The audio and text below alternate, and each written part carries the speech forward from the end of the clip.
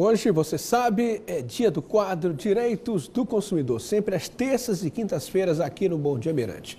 E para responder as perguntas dos nossos telespectadores na área das relações de consumo, está aqui o defensor público estadual, Marcos Frois. Bom dia. Bom dia, Soares. Bom dia, Janaína. Bom dia a todos que nos assistem. Primeira pergunta é do Joaquim Andrade. Ele quer saber se um plano de saúde pode recusar um cliente por ser idoso ou por ter doença pré-existente. Não pode, Soares. Agora, infelizmente, essa é uma prática que muitos idosos, pessoas com deficiência, têm encontrado dificuldade e, às vezes, até são excluídos indevidamente dos planos de saúde.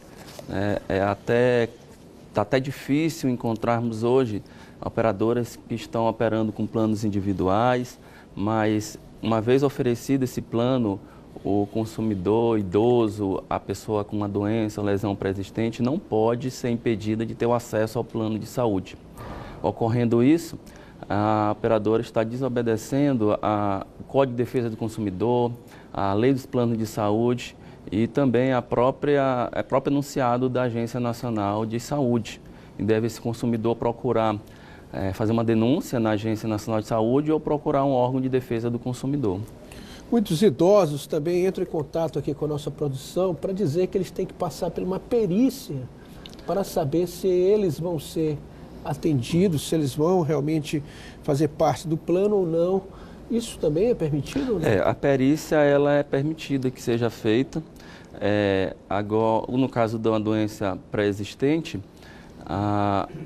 o plano de saúde ele não é obrigado a fornecer, o consumidor ele apenas uma cobertura parcial. O que o plano pode, às vezes, fazer é o que a gente chama de agravo, ou seja, o consumidor ele pode comprar aquela carência. Olha, ainda sobre planos de saúde, a Karen Matos, telespectadora, explica aqui uma situação. Ela quer saber que ela está em um plano de saúde que é familiar e ela quer sair desse plano, mas as demais pessoas não, e ela pede uma orientação. No caso de um plano de saúde familiar ou individual, é aquele onde a pessoa física faz o plano de saúde para si ou para um grupo da sua família. Nesse caso, já há, sim, anunciado, a legislação, a norma permite que ela saia e que os outros integrantes continuem assumindo as obrigações do plano. Aí, no caso, o plano individual, a pessoa pode continuar pagando? Isso, ela pode continuar pagando. Com a carência? Permanecendo com a carência. Agora, a pessoa que ela está se retirando, ela deve fazer um pedido para a operadora, através do telefone, da internet, e a operadora vai informá-la sobre as consequências da saída, inclusive a respeito de perda de carência e outras informações. É possível até um reajuste nesse plano?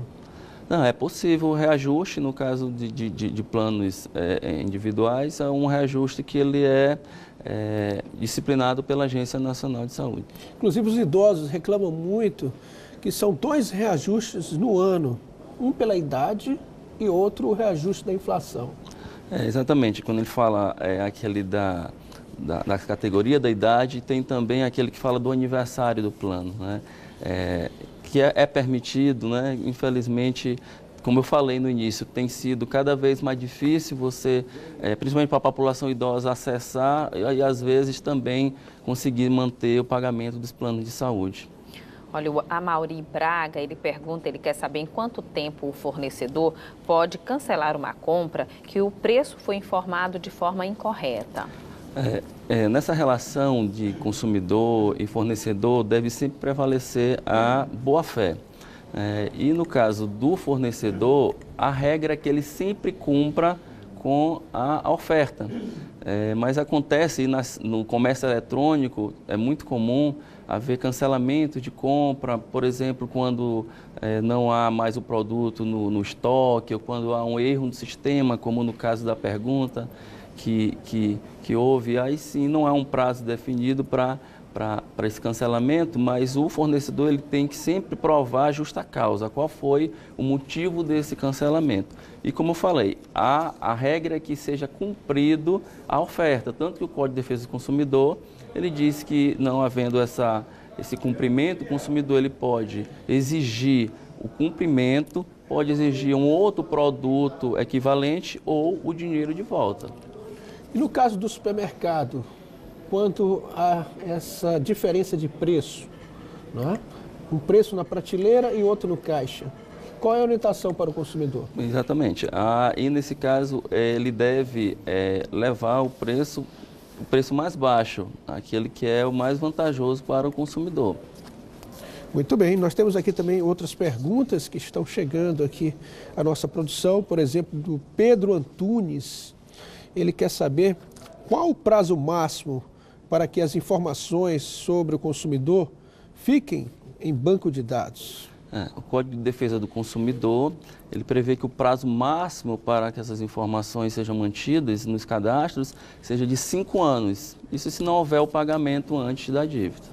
Olha, tem também uma dúvida aqui da telespectadora Virgínia Teles. Ela explica que ela quer saber como ela pode identificar que a cobrança foi abusiva. De juros, por exemplo, ela diz aqui que parcelou uma dívida e tem essa dúvida se o juros foi abusivo. Isso não há um valor certo, mas a jurisprudência dos tribunais, eles entendem que o juros é abusivo quando ele é praticado em valor muito superior à média do mercado. Aproveitando a oportunidade, desde o mês passado, a Defensoria Pública, através do Núcleo de Defesa do Consumidor, tem divulgado em suas redes sociais um ranking das instituições financeiras pelos juros praticados, pela média de juros praticados. Quem faz essa compilação é o Banco Central, que informa numa série temporal. Então, o Núcleo de Defesa do Consumidor entende que essa informação ela é uma educação em direitos, porque ela está divulgando dados que muitas vezes as pessoas não têm acesso, né, e podem consultar na hora de fazer, por exemplo, um contrato de empréstimo. E também ela é uma forma de se verificar a legalidade desses juros. O Roberto César, ele quer saber sobre a portabilidade da dívida em função disso que o senhor está falando. Né? Porque ele sabe que tem bancos que têm juros menores. Então ele quer levar a dívida para pagar com juros menores. Ele pode fazer isso? Pode sim.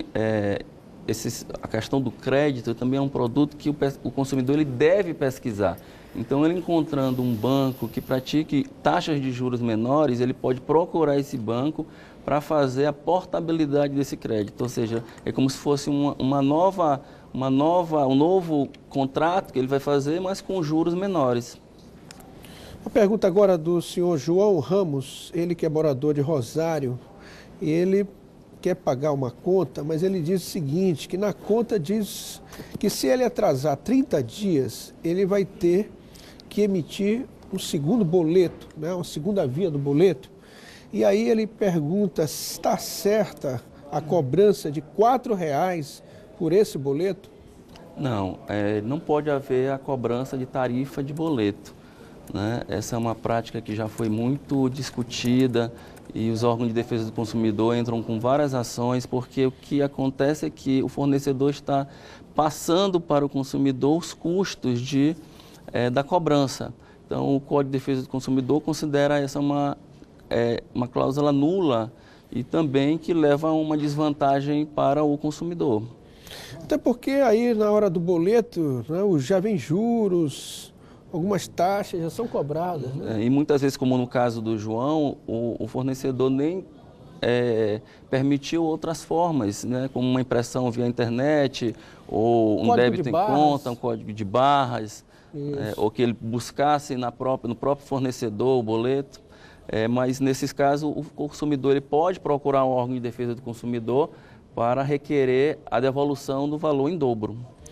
Muito bem, a gente só gostaria então de saber onde é que fica o Núcleo de Defesa do Consumidor da Defensoria Pública do Estado. Então, o Núcleo de Defesa do Consumidor fica na Avenida Marechal Castelo Branco, número 720, aqui no São Francisco, funciona das 8 às 17 horas. Muito bem. Quais são os documentos que o cidadão tem que levar na hora dele fazer essa reclamação?